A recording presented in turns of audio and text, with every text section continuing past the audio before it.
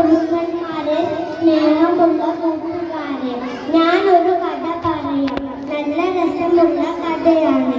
ഒരിക്കൽ സൈനബ എന്ന ഒരു സ്ത്രീ മുത്തുനബി സല്ലല്ലാഹു അലൈഹി വസല്ലം തങ്ങൾക്ക് കുറച്ചാട്ടിറച്ചി കൊടുത്തയച്ചു. സമ്മാനം കൊടുത്തതാണ് കേട്ടോ. നബി തങ്ങളും സഹാബാക്കളും വളരെ സന്തോഷത്തോടെ അത് കഴിക്കാൻ ആരംഭിച്ചു. പെട്ടെന്ന് നബി തങ്ങൾ, ആരും ഇത് ഭക്ഷിക്കരുത്, എല്ലാവരും കൈകൾ ഉയർത്തുക, ഇതിൽ വിഷം കലർത്തിയിട്ടുണ്ട്. എല്ലാവരും അത്ഭുതപ്പെട്ടു.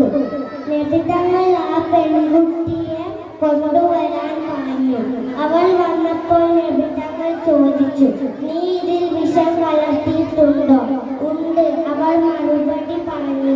എന്തിനാണ് നീ ഇതിൽ വിഷം കലർത്തിയത്? നബി തങ്ങൾ വീണ്ടും ചോദിച്ചു. താങ്കൾ യഥാർത്ഥ പ്രവാചകനാണെങ്കിൽ ഇതിൽ വിഷമുള്ളത് അറിയും, അതിനെ പരീക്ഷിക്കാനാണ്. അവൾ ഊസലില്ലാതെ പറഞ്ഞു, ശരി ശരി, ഈ ഇറച്ചി കഷണം എന്നോട് പറഞ്ഞു ഇതിൽ വിഷമുണ്ടെന്ന്, അതുകൊണ്ട് നീ പോയിക്കോ. നബി തങ്ങൾ അവൾക്ക് മാപ്പ് കൊടുത്ത് അവളെ പറഞ്ഞയച്ചു. പ്രിയ സുഹൃത്തുക്കളെ, നിങ്ങൾ എന്റെ കഥ ശ്രദ്ധിച്ചു അല്ലേ?